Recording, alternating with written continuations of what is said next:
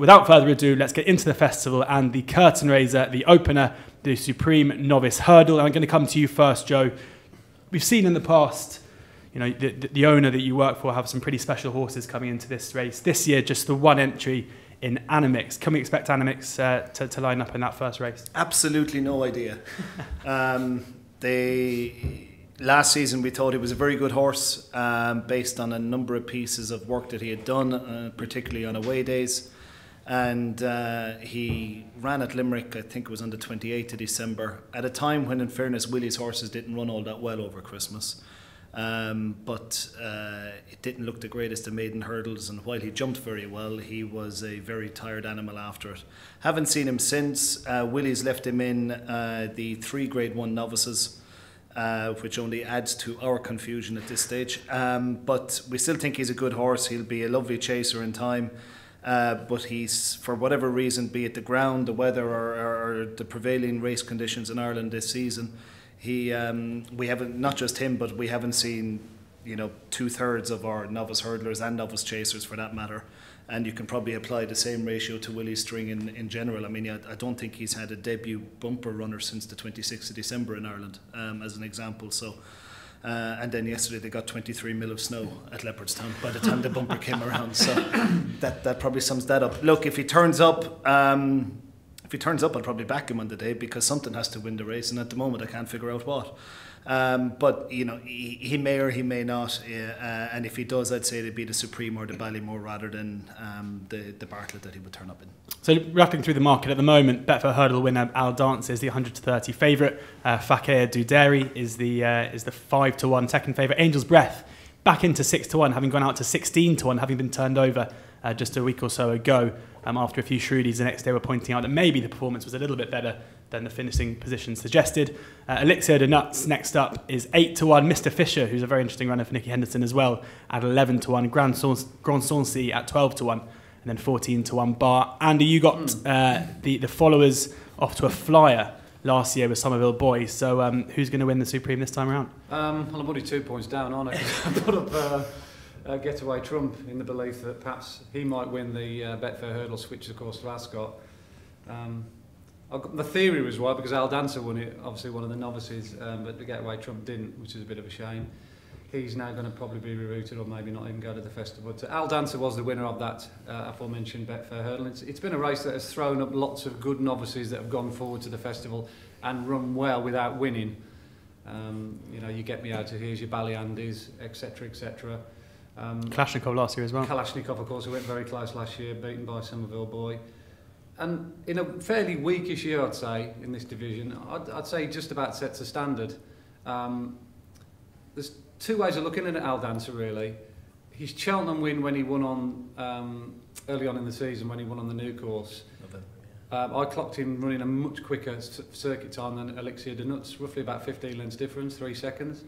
So I'll be pretty sure that Al Dancer's a better horse than Elixir de Nuts, and he, of course, has gone on to win a Grade 1. But then the Ascot race. Now, this is the race where you think, I'm not really sure what to make of it, because obviously he was in the first 3 or 4 throughout. It was a very slowly run race, as we all know, and the fact that the 101 rag managed to hang on and finish 3rd tells you that there's something not quite right about that race. It doesn't sit right with me. So it's a difficult one, really. You've got one piece of form to say he's a genuine possible Grade 1 horse, and another one to say he's below average. A lot will depend on how he settles in the race, and that's another key point with him, because obviously he's a very buzzy type. He wears the hood.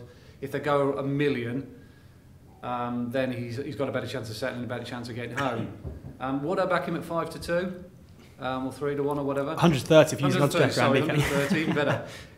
That doesn't even make any appeal to me. I think if you're on obviously 12, 16s, like a lot of good judges are, great. You're in a fantastic position. You haven't got to worry. He's almost, barring accident, certain to run well. Therefore, looking away from Al Dancer, I'd certainly give Angel's Breath, his owner, companion, a big shout. Yeah, I agree with what you said with your sentiments about that Kempton run. He drifted out to 16-1, which is a bit of an overreaction, because going back and looking at the way he ran like a stayer. I don't know what the boys think. I think Kempton didn't suit him. He was on his head all the way through that race. It was a good ride by Harry Cobden on South Hill. Not his second name. Stone. Stone, yeah. Who quickened away from him off the turn, showed a nice turn of foot, and then he stayed on very strongly. He looks as though he wants further than 2 miles, but for now I think a strong run 2 miles. If it's soft as well, I mean, we haven't talked about that. I think there's a lot of rain forecast for Cheltenham. The softer it is, the more emphasis on stamina it is, the more this fellow will come into his own. So I definitely think he's one for the each-way merchants. And if the juvenile was to run in this race, Fakir Dudaris, and I've heard a little bit of a rumour in the last few days, only hearsay that all's not well with that horse, unfortunately, for those of us who have nailed some nice prices about him, switching from the Triumph. I think he'd be a massive player because, you know, the juveniles have got a good record, the ones that have run in it, and I think he's an above average one. I actually think he'd win the Triumph Hurdle regardless of Sir Eric being in it or not. He's that good. Away from that, I haven't really got a strong opinion. I think Classical Dream will probably run in the Ballymore. He looks more of a stayer. Aramon quickened past him and then got outrun on the running at Leopard's Down last time. I think he wants good ground, so obviously soft ground might impede his chances. So all in all, if Fakir was to run and he gets a clean bill of health, I think he'd probably take all the beating because I think he's just probably too good. But other than that, I think Angel's Breath, at the prices in front of me now, if it's going to be soft ground, I think he's a nice each-way price. Tony?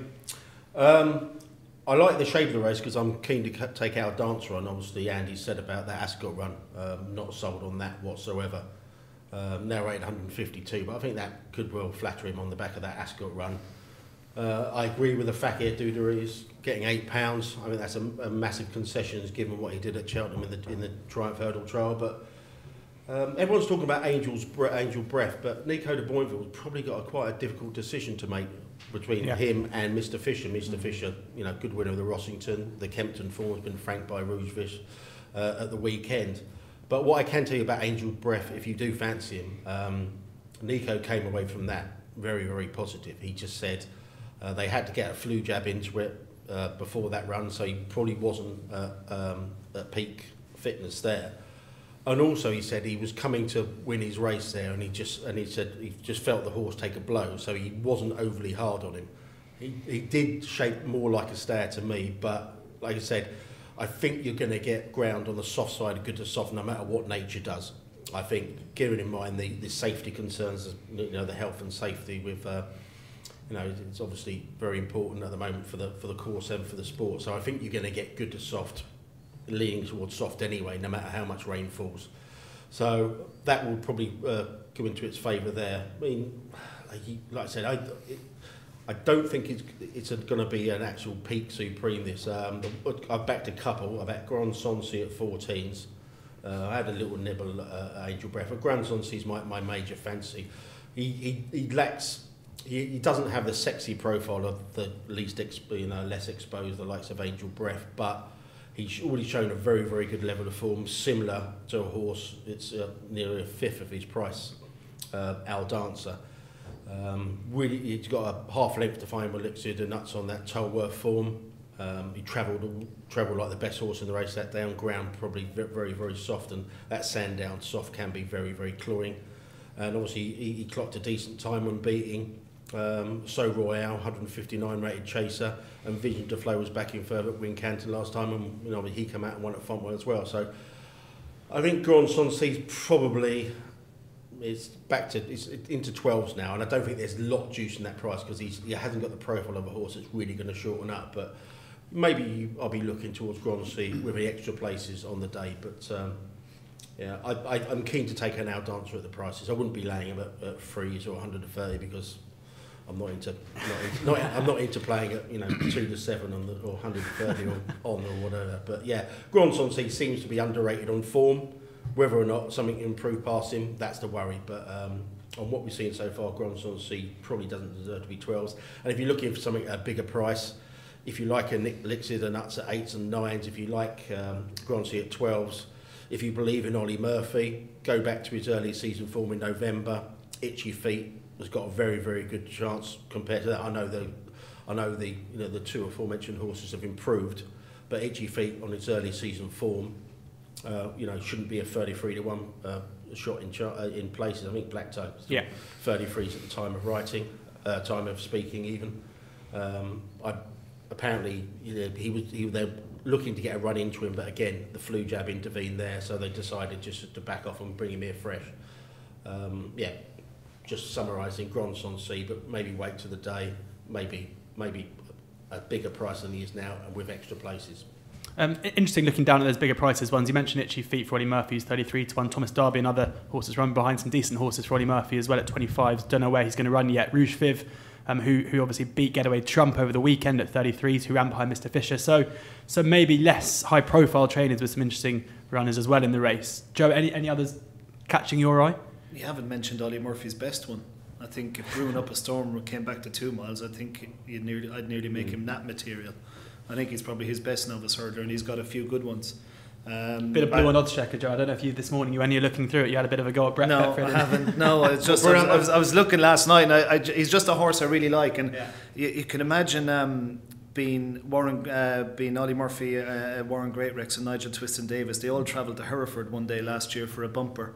And I think Brewing Up a Storm beat Portrush Ted, who went on to win the Grade 1 bumper at Aintree. And which worked out very well as well. And the third horse of Twiston's won the chase at Kelso, I want to say, at the weekend. Yeah.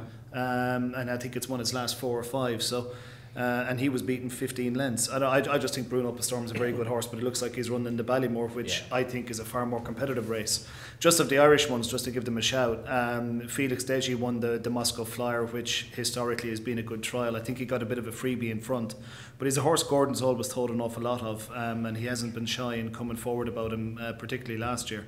And maybe they've just found the key to him now and jumping him out in front.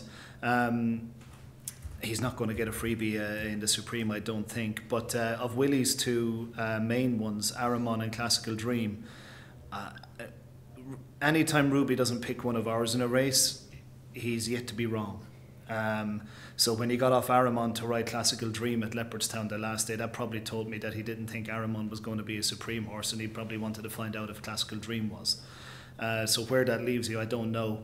There's a horse I really like who has been taken out at the last forfeit called Bright Forecast. He looks as though he's going to run in the Ballymore. He is.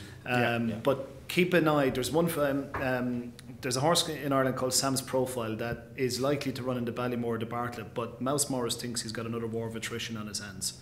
And if it did come up soft and he dropped him back to 2 miles, I wouldn't be afraid of having a few quid in him at a huge price. Only because now and again when Mouse gets one and he knows he has one, he knows how to deliver him, and he does tend to run them in the correct race, but where he'll go I don't know. But I like the Mr. Fisher form line through Rouge Vif, or however you pronounce it, and I just think it's wide open. I'm probably going to back a few rags on the day. So you mentioned the Sam's Profile there. I think he's trading at about 1,000 to 1 on the machine at the moment. So if you're quick, he's still in it. Yeah, exactly. He's in all 3 novices still. They're leaning towards the Ballymore, but if this rain that we've had the last 24 hours continues and it does turn up softer, wouldn't surprise me if Mouse dropped him back. Well, it's a classic non-run and no bet player, isn't it? Of 50s rather than throwing it away on the win only.